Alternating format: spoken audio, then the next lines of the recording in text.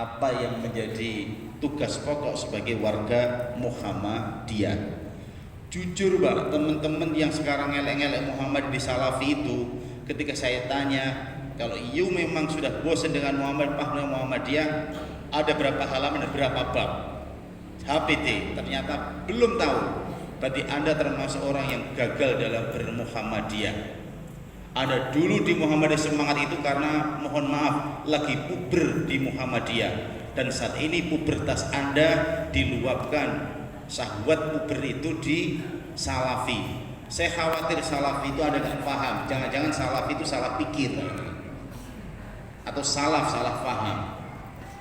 Nah, Bapak Ibu rahmati Allah Subhanahu wa taala, di dalam putusan tarjih ini ada beberapa hal yang perlu mendapat perhatian kita bersama, sehingga mengapa saya termasuk juga ketika kajian ini menggunakan HPT. Pada tahun 1969, pada saat itu Ketua PP Muhammadiyah adalah Kiai Haji Ahmad Badawi dengan Sekretaris M. Jinter Tamimi, di mana beliau menyarankan kepada seluruh pimpinan wilayah Muhammadiyah, daerah cabang dan seluruh anggota warga Muhammadiyah di semua lini, menyampaikan bahwa kami harap supaya putusan-putusan ini dijadikan dan dididikkan kepada anak-anak dan pemuda-pemuda umumnya, dan dalam pengajian-pengajian, kursus-kursus dan ceramah-ceramah agar tambah merata banyak faedahnya. Ini apa yang diingini oleh PP Muhammadiyah pada tahun 1967 yang ketuanya masih kiai. Sekarang beda ya, bukan kiai tapi kiai gitu ya. Bapak Ibu rahmati Allah Subhanahu wa taala, jilid pertama ini ada 16 bab. Kemudian bab yang pertama adalah keputusan tarjih Muhammadiyah di Solo tahun 1929 pada Kongres Muhammadiyah ke-18. Pada bab muqaddimah, silahkan nanti bisa Bapak baca itu. Dalam bab muqaddimah tertuliskan Bismillahirrahmanirrahim, dengan menyebut nama Allah yang Maha Pengasih lagi Maha Penyayang. Ketika menyebutkan bismi beda dengan bismi ketika pada saat membaca surat Al-Alaq.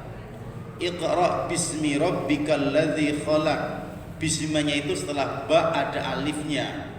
Tentunya berisiko berbeda ketika bismi rabbika sama bismillah. Ini berarti ada sesuatu yang termakhdhuf, yang terbuang, yang sehingganya ketika kita mau membaca mengucapkan bismillahirrahmanirrahim itu mengandung makna saya mengawali membaca buku ini dengan menyebut nama Allah yang Maha Pengasih lagi Maha Penyayang. Ketika kita mau makan bismillahirrahmanirrahim berarti saya mengawali kegiatan makan di pagi hari ini dengan menyebut nama Allah yang Maha Pengasih lagi Maha Penyayang, yang sehingganya bismillahirrahmanirrahim ini cocok untuk hal-hal yang bersifat ma'ruf, yang bersifat khair, yang bersifat baik, sifat baik. Sehingganya dalam hadis yang walaupun dipersoalkan oleh sebagian ulama ahli hadis, di mana Rasul menyatakan bahwa kullu amrin dzibalin la yubda'u fihi bi bismillahirrahmanirrahim wa huwa aqta. Setiap amal yang bermanfaat, yang baik, yang tidak diawali dengan bismillah, maka perbuatan itu dianggap sia-sia. Maka ketika awalnya Majelis Tarjih PP Muhammadiyah melalui tim fatwa menyatakan bahwa rokok hukumnya makruh, di tahun 2010 berubah menjadi haram. Dan sampai detik ini saya belum pernah mendengarkan orang yang rokok itu diawali dengan bismillahirrahmanirrahim. Rokok bismillahirrahmanirrahim langsung, saya belum pernah. Bahkan ketika maksud lebus begitu mengucapkan masya Allah atau alhamdulillah, ya kan? Mengapa? Karena perbuatan makruh. termasuk teman-teman di Majelis Ulama Indonesia, baik di provinsi maupun di kota metro. Ketika Pak Yai yang ngerokok itu, saya tanya, ketika ngerokok pakai bismillah enggak? Oh tidak, karena perkara makruh. Ini menunjukkan bahwa mereka sudah paham. Maka dalam hal kemaksiatan pun juga enggak boleh. Korupsi, kolusi, pendoliman, itu enggak bisa diawali dengan bismillahirrahmanirrahim. Enggak bisa. Mau berzina, Dek, mari percintaan ini kita awali dengan mengucap bismillahirrahmanirrahim. Cocok enggak? Enggak cocok. Iya kan? Karena ini hal yang ma'ruf. Bapak Ibu rahmati Allah Subhanahu wa taala. Yang sehingganya ketika kita membaca Kitabul Iman di HPT ini, kemudian bab mukadimahnya diberi bismillah, berarti kita mengawali pembahasan kitab iman ini dengan tetap menyebut nama Allah yang Maha Pengasih lagi Maha Penyayang. Bagaimana isi dalam mukadimah ini? La ilaha illallah wahdahu la syarikalah wabil khawlu wal quwwah. Tidak ada sesembahan al-ma'bud yang berhak diibadahi kecuali hanya Allah saja, wahdah. La syarikalah, tidak ada sekutu baginya. Wabihil khawlu, hanya milik Allah lah segala daya wal quwwah dan kekuatan. Pada bab mukadimah, Muhammadiyah menekankan bahwa tidak ada sesembahan yang berhak diibadahi kecuali hanya Allah. Berarti semua penyembahan selain Allah yang disebut dengan taghut itu ma'ubidah min dunillah harus kita tiadakan. Lanafilil jins, berarti ini menafikan semua bentuk penyembahan selain Allah. Baru diitsbatkan dengan ilah, diawali dengan al-istisna, harful istisna. Berarti setelah mentiadakan semua bentuk sesembahan, menetapkan hanyalah Allah Subhanahu wa taala yang berhak dipatuhi dan ditaati. Kalau kemudian membaca buku-buku dari Syekhul Islam Ibnu Taimiyah, kemudian juga dari Syekh Abdul Wahab, termasuk dari Sayyid Qutb, Sayyid Hawa dan sebagainya, tanpa diformulasikan dengan konsep-konsep sosial yang ada di tanah air, maka nantinya mereka akan terpapar dengan namanya gerakan radikal. Karena apa? Apa yang diterapkan di Indonesia saat ini belum semuanya berhukum dengan hukum Allah. Berarti kalau belum berhukum dengan hukum Allah, berarti negeri ini masih negeri kafir, kata mereka. Maka ini harus diperangi, harus melakukan amaliyat. Dan yang menjadi penopang penuh negeri ini adalah TNI Polri. Maka siapapun yang berani untuk berhadapan dengan Polri, maka ketika mati, kata mereka, matinya adalah syahid. Sehingganya di Lampung Tengah ada salah satu orang yang siap baku tembak dengan Densus 88 dengan M516-nya memiliki 5 cm itu, Pak. Dan baku tembak seperti film Rambo itu, Pak. Luar biasa itu. Ya. Dan putranya sekarang lagi kelas 6, sudah setahun baru satu di gunung, dan sekarang sudah turun. Dan sudah saya sampaikan pada keluarganya, nanti kalau sudah lulus SD, masuk di SMP At-Tanwir selama 6 tahun kita gratis sih, Pak. Karena mereka ketika lihat polisi itu bencinya luar biasa. Ya, sehingga saya khawatir tiba-tiba temu polisi langsung nembak. Kebetulan nanti adalah alumni sekolah Muhammadiyah, langsung Muhammadiyah mengajarkan radikal. Repot nih. Gara-gara pada saat di TPA-nya itu diajarkan lagu Islam yes. Gimana, Pak? Dengan tepuan asalah itu loh, Pak. Islam yes, kafir no. Nah, sehingganya nanti memiliki sifat sikap yang berbeda dengan umumnya atau yang dipedomi oleh warga Muhammadiyah. Bapak sekalian rahimakumullah, sudah menetapkan hanya Allah sebagai yang berhak diibadah ditaati, ditambah oleh Muhammadiyah wahdah saja. Ini menekankan hal yang luar biasa. Nah, wahdah ini nanti ini akan membentuk kalimat tauhid. Wahada yuwahidu tauhidan, ifradullah, mengisahkan Allah. Jadi wahada yuwahidu tauhidan, Dan nanti akan kita bahas bagaimana kaitannya dengan tauhid sosial.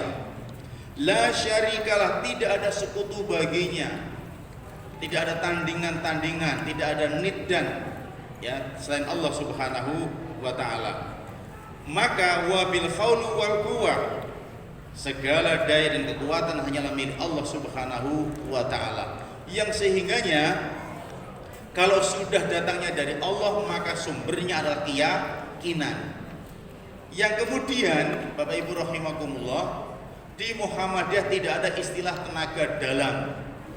Ya tenaga dalam yang dipahami oleh umumnya orang itu dengan mengucapkan wa ma ramaita id ramaita walakinnallaha rama wa idza batastum batastum jabbarin, lalu kemudian munculnya ilmu lembus ilan, walaupun Pak Nur Salim, Pak Nur Sbi itu ditinju langsung geblak itu. Bisa itu. Bisa. Tapi syaratnya ada penyimpangan. Iya kan? Bisa itu. Termasuk ketika dia di mana-mana cintanya ditolak, yang dikehendaki enggak bisa, pakai ilmu mahabbah. Itu wa alfaitu alaika mahabbatan minni. Kemudian ditambah lagi dengan coba-cobi yang lain. Itu bisa. Tapi siapa di balik itu? Kekuatan bukan dari Allah, tapi dari bangsa yang lain yang disebut dengan jin kafir. Karena dia telah berinteraksi minta tolong kepada jin, dan jin memiliki syarat apa yang dibutuhkan dipenuhi, maka jin pun juga ada timbal balik. Tapi bukan jinno, Pak. Sujine itu bukan, jin tenanan itu. Maksudnya rahmati Allah Subhanahu wa taala. Nah, kemudian apa bedanya tauhid, iman dan akidah? Kita semua paham, sering mendengar apa sih itu iman. Dan iman yang dikonsepsikan oleh Muhammadiyah tidak beda dengan apa yang disampaikan oleh para umumnya ulama ahli akidah. Yaitu apa? Yang diucapkan oleh lisan, diyakini oleh hati, dan diungkapkan, dibuktikan dengan amal perbuatan.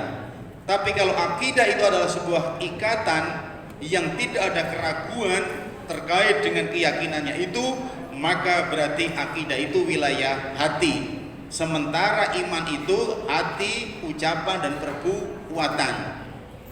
Sementara tauhid adalah inti dari kajian akidah dan iman.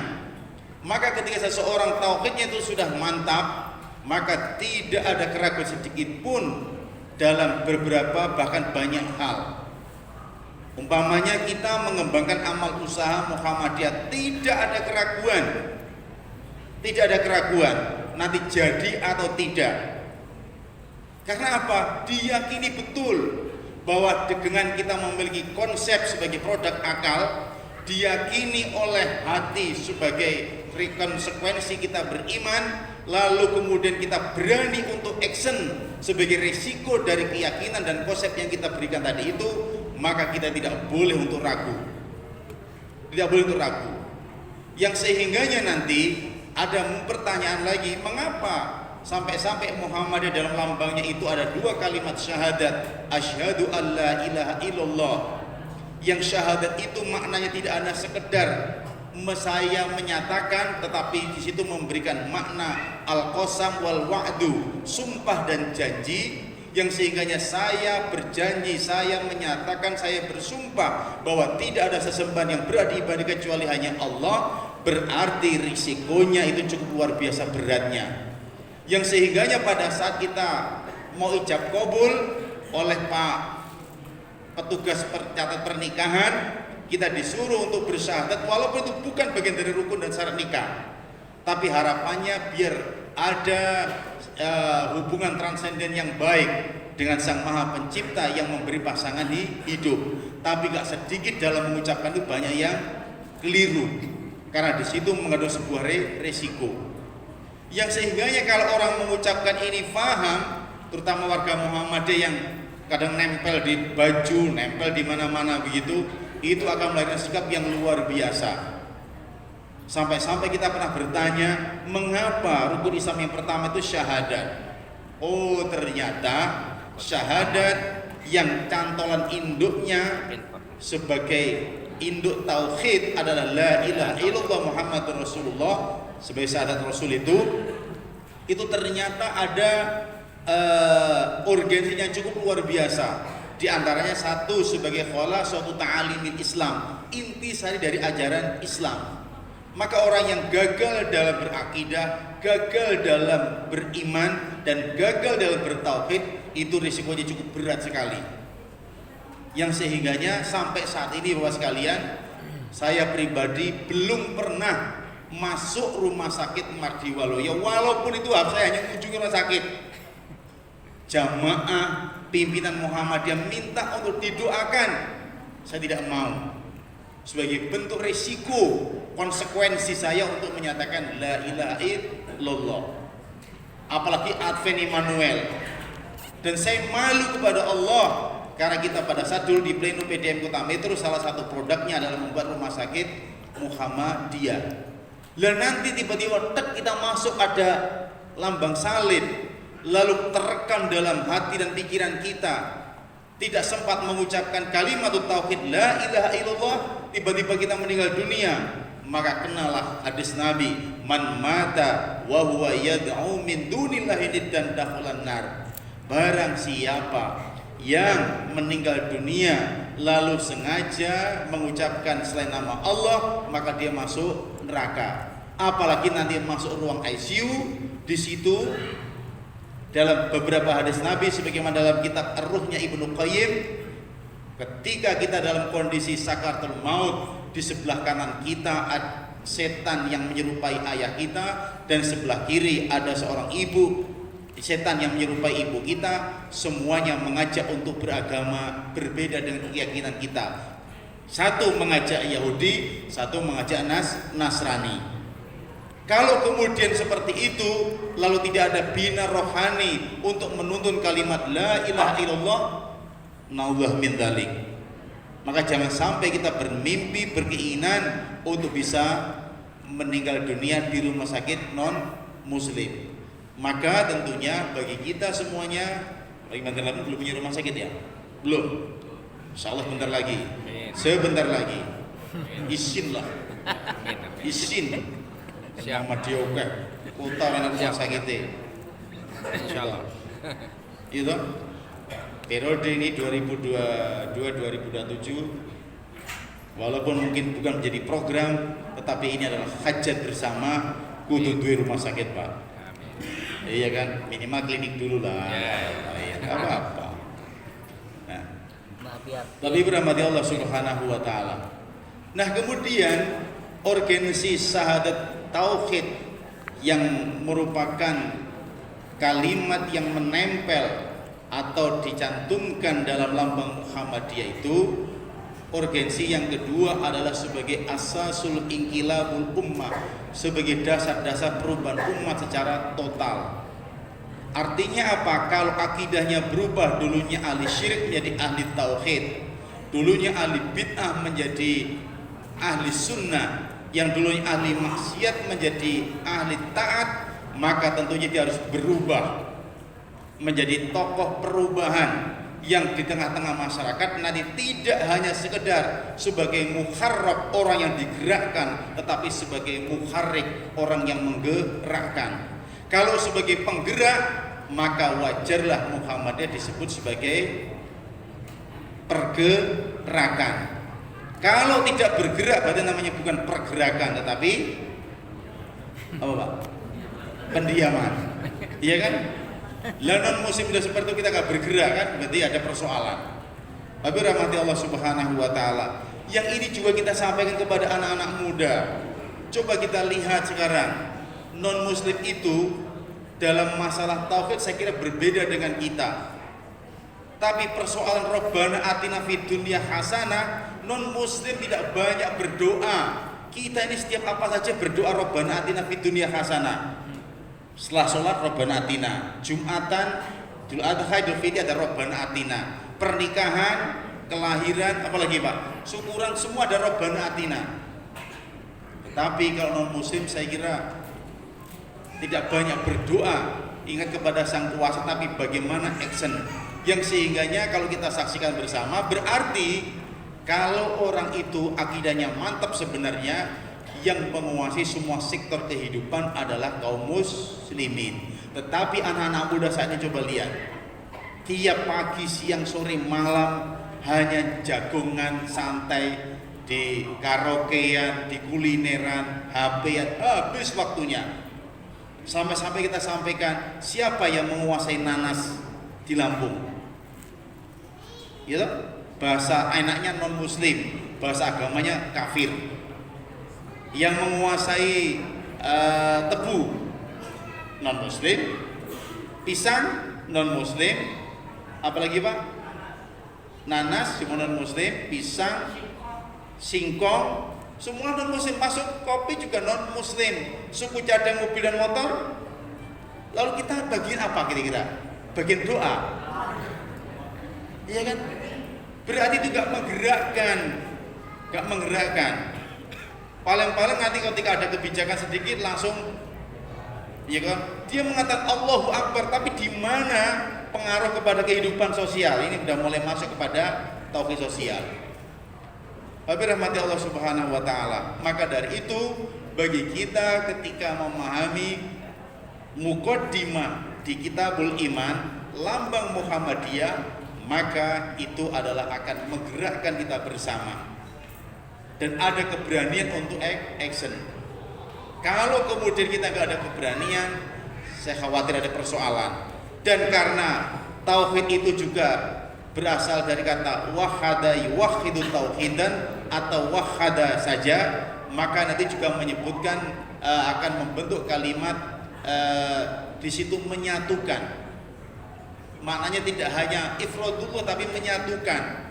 Yang sehingganya kalau orang tauhidnya mantap, maka dia ada kesatuan hati, kesatuan fikrah, ada kesatuan gerakan.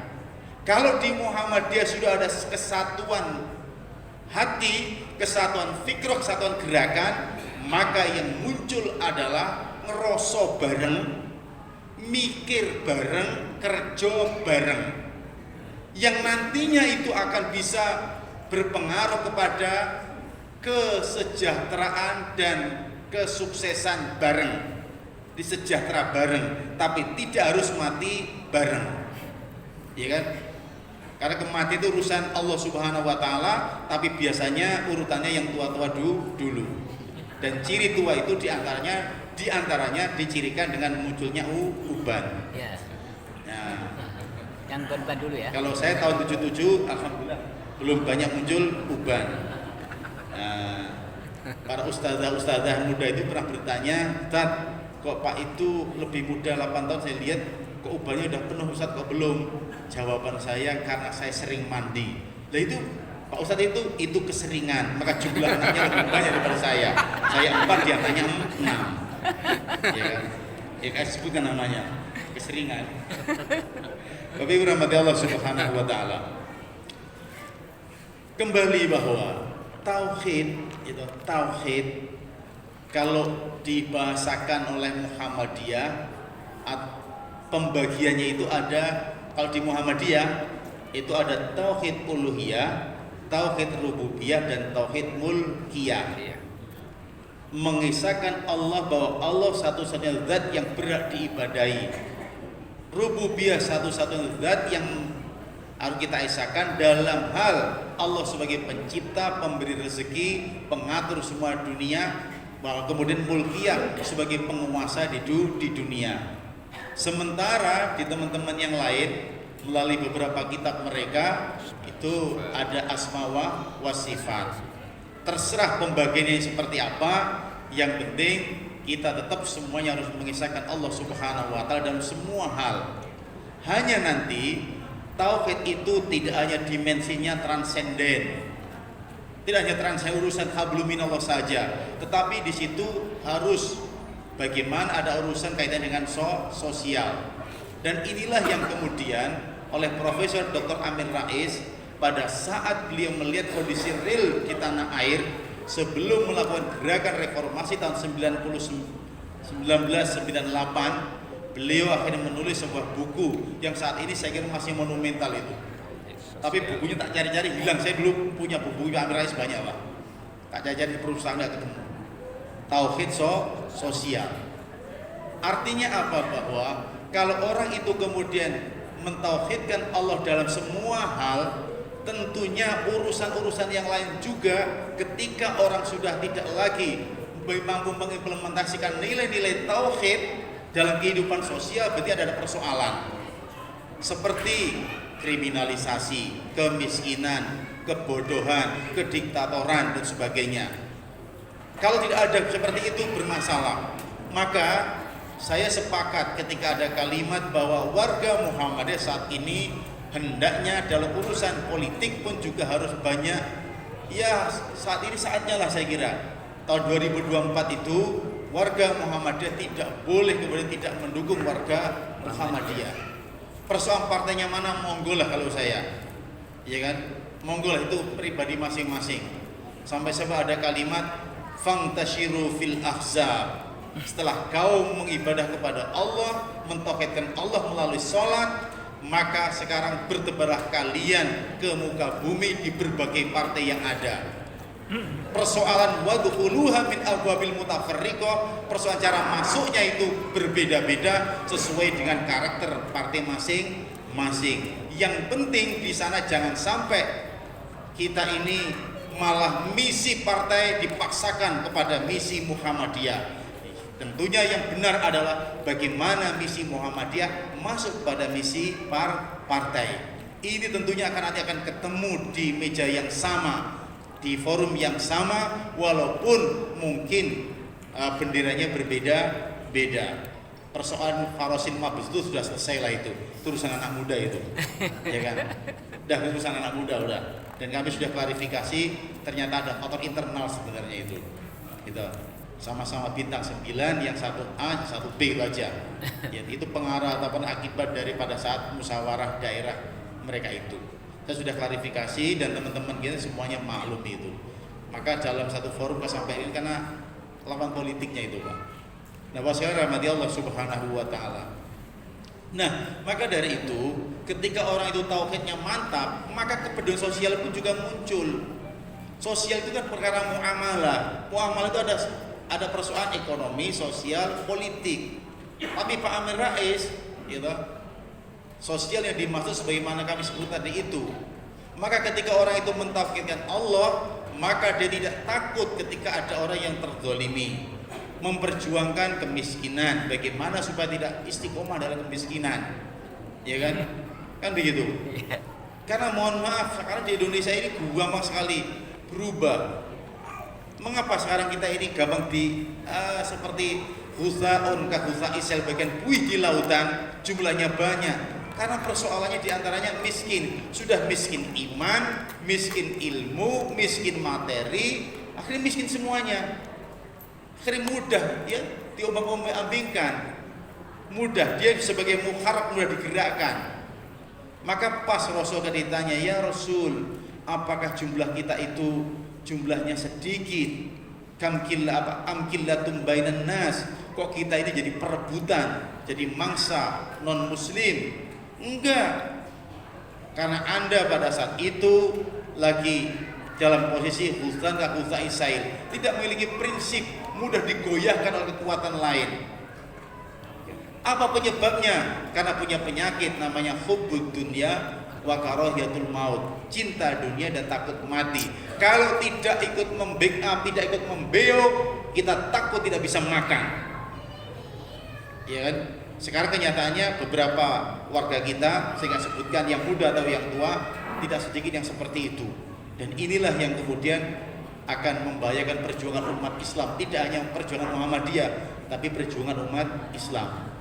Yang sehingganya bahwa saya rahimakumullah, kalau kita lihat nanti ketika membaca surah Al-Asr, di situ ketika menyebutkan amanu, di situ ada kalimat wa amilus sholihat, kemudian watawasau bil haq watawasau bis sabr. Yang sehingganya kalau orang itu tauhidnya mantap, imannya mantap, akidahnya mantap, maka kaitannya dengan wa amilus sholihat itu juga tidak hitung-hitungan. Walaupun efeknya mohon maaf Pak, mengapa tokoh-tokoh Muhammadiyah itu diantaranya tidak mampu melahirkan kader dari tubuhnya sendiri. Coba Pak, aktivis IPM, IMF pemuda itu secara biologis itu kadang-kadang mohon maaf bapaknya bukan aktivis Muhammadiyah rata-rata. Bahkan yang bapaknya sebagai penggerak Muhammadiyah, anaknya nggak mau ke situ. Mengapa? Karena dia mati-matian berjuang di Muhammadiyah sebagai wujud wa amilus sholihat, tetapi lupa dia di dalam rumahnya itu ada hak anak. Saya pernah bertanya beberapa putra-putra Muhammadiyah, jawabannya apa? Saya nggak mau Pak. Kenapa? Saya menjadi korban ayah saya. Bapak saya siang malam mikirin Muhammadiyah, rapat demi rapat, melayani Muhammadiyah di podium, di mimbar ke mimbar, sehingga kapan hak kami terpenuhi? Saya khawatir nanti anak saya juga sama jadi korban seperti ini.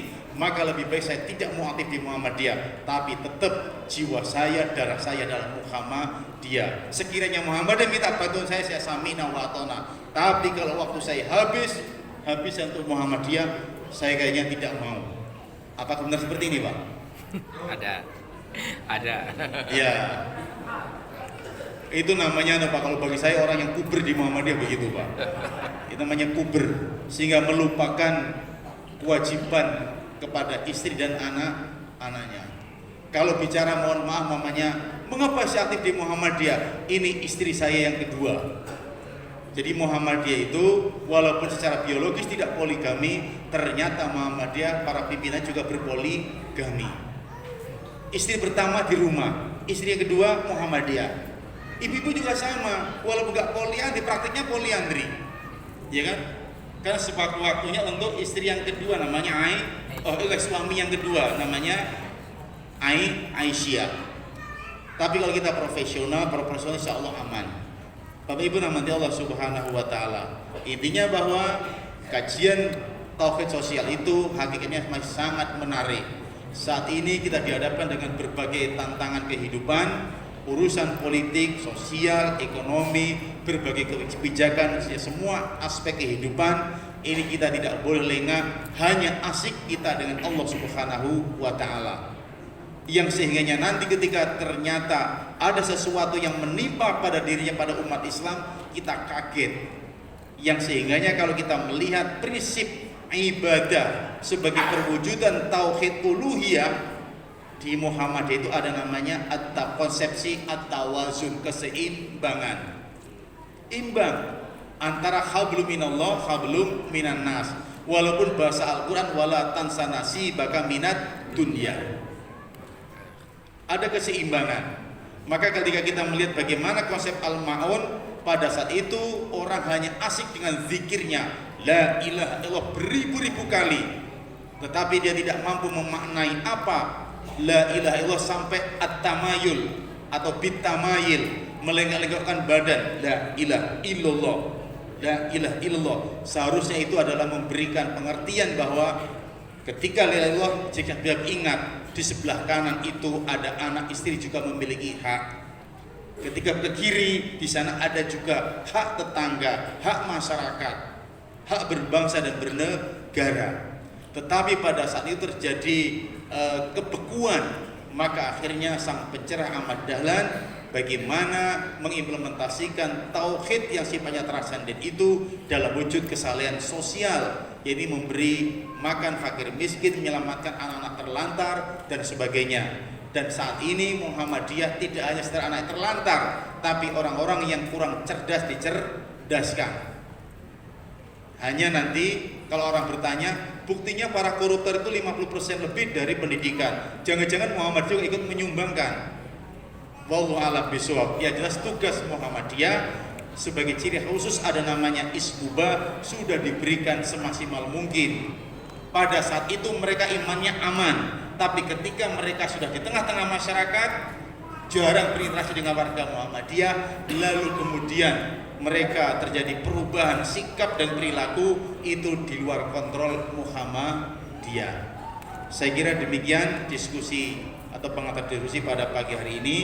Bapak sekalian, mohon semuanya untuk bisa membaca buku HPT, apalagi di situ ada terusannya alhamdulillahilladzil mubdi'il 'alil awamil wal mu'idi al arwah ila sami yaumal qiyamah. Ini memberikan panduan bahwa kita ini kalau memuji kepada manusia jangan berlebih-lebihan lah, ya toh. Kepada presiden jangan berlebih-lebihan lah, ya kan. Dikritik marah tapi memuji yang salah tidak ada persoalan, kan begitu, ya kan begitu. Nanti kalau kita ini tidak tidak ikut mengkritik yang oleh Pak Din Safiri istilah taat kepada pemerintah itu adalah taat yang sifatnya kritis atau loyal kritis, kita khawatir nanti kita terjebak pada hal yang gak benar. Mohon maaf, bisa saja Rocky Gerung yang agamanya sampai sekarang gak jelas. Apa agamanya, Pak? Itu pernah di pondok Mahat Aliyah Target dulu tak beri serban itu. Bahasa saya, semoga Bang Rocky segera masuk Islam, ya kan? Pas lagi kuliah umum pernah kita undang itu, Pak.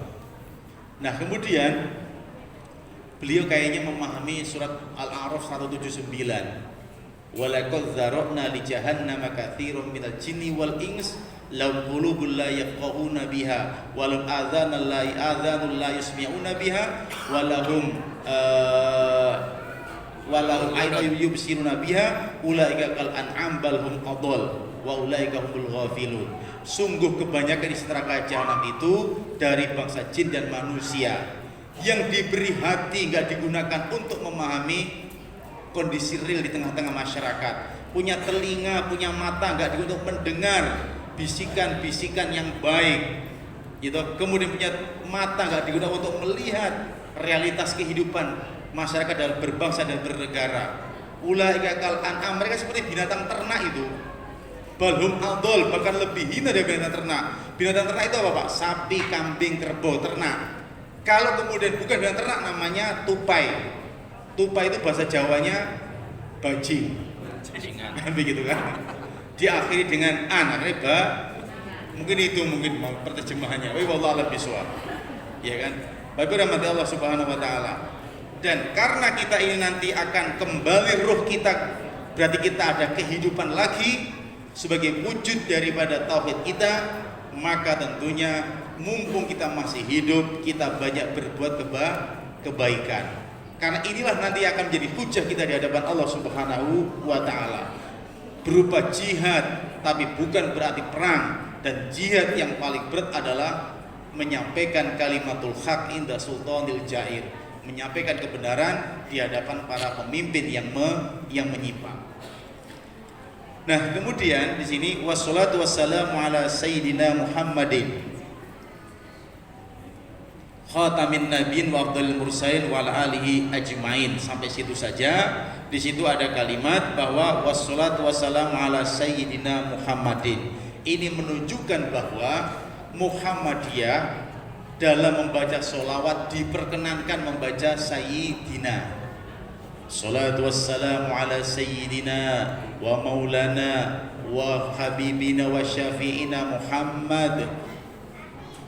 Tapi cirinya warga Muhammadiyah ketika bicara Muhammad, kalimat sallallahu alaihi wasallam itu jarang terdengar. Tapi kalau di NU Muhammad sallallahu alaihi wasallam, sampai-sampai senengnya mendengar ayat Al-Quran menyebut nama Allah, semuanya disebutkan. Ketika menyebut ayat itu langsung Allah.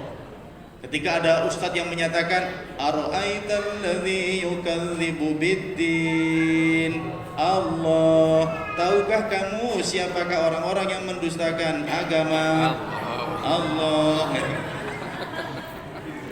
Ya kan? Saking semuanya Allah, ya kan? Saking bablasan itu. Tapi bagi warga Muhammadiyah, ketika di dalam ibadah sifatnya mahdhah, sebagaimana konsepsi dalam kitab 5 masalah di HPT ini, maka pada saat kita membaca sholawat di dalam sholat atau zikir atau doa, maka tidak perlu membaca sayyidina. Maka jangan kaget Pak, kalau nanti tokoh Muhammad menggunakan lafaz sayyidina, jangan kaget, ya kan? Bahkan kalau saya pribadi Pak, untuk menyatukan gitu persepsi NU sama Muhammadiyah, ketika di akhir pidato ceramah saya melalui FKUB atau MUI, mesti saya akhiri dengan nasrum minallah wa fathun qarib wallahul muwaffiq ila aqwamit thoriq. Ya kan? Satu, nasrum minallah, pertolongan hanya dari Allah. wa fathun qarib, dengan pertolongan itu kemenangan sudah dekat wahai teman-teman. Tapi ingat, wallahul muwafiq, Allah lah yang mencocokkan ila aqwamit thoriq, pada jalan yang lurus. Kan ada hubungan itu, Bu? Ada hubungannya. Kalau LDI apa? Dewan dakwah apa, Pak? Ciri khasnya. Nah, kalau Muhammadiyah itu. Nah, nanti juga sama. IPM, nun wal qalam wa ma yasturun, cocoknya apa ketika dengan teman-teman dengan Ibnu, gitu. Lalu kemudian IMM di NOPM II, apa kira-kira itu? Iya kan? Lalu pemuda Muhammadiyah dengan pemudaan Ansor, ya kan? Termasuk nanti sampai pada Marsnya itu juga sama-sama untuk bisa memahaminya. Bapak Ibu rahmati Allah Subhanahu wa taala, dan di sini juga menyampaikan kepada kita bahwa Muhammad penutup para nabi. Tidak ada nabi selain Nabi Muhammad sallallahu alaihi wasallam. Nabi yang paling utama dari rasul-rasul yang ada, dan juga mudah-mudahan sholawat itu juga kepada seluruh keluarganya.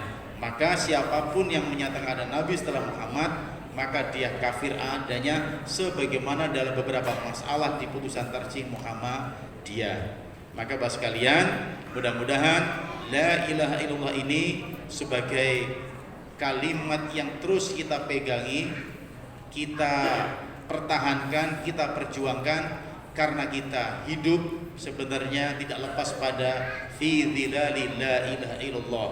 Dan mudah-mudahan kita nanti mati juga melalui la ilaha illallah, sampai kita masuk surga melalui kunci la ilaha illallah. Inilah induk dari kajian tauhid sosial sebagaimana yang telah dicantumkan oleh PP Muhammadiyah melalui putusan tarjih pada Kitabul Iman bab Muqaddimah. Hadanallahu wa ijma'in. Assalamualaikum warahmatullahi wabarakatuh.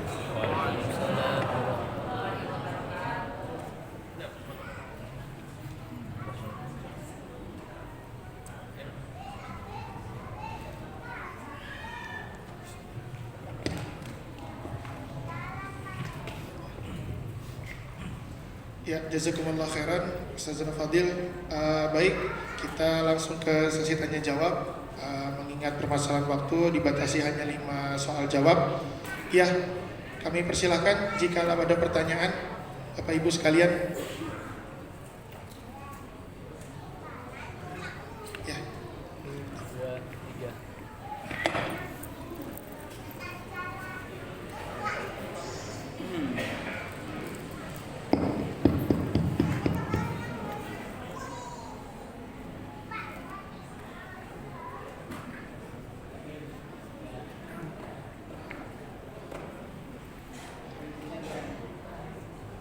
Assalamualaikum warahmatullahi wabarakatuh. Alhamdulillah, terima kasih Ustaz telah memberikan pencerahan kepada kami tentang kaitan tauhid secara ubudiyah dengan tauhid secara muamalah. Berkenan sekali di mana seperti yang disampaikan oleh Nabi, bagaimana seseorang itu bisa bertauhid secara benar bila mana dia dilabelkan dengan kemiskinan atau perutnya ketika lapar. Sampai Nabi mengatakan kemiskinan itu mendekatkan kepada kekufuran.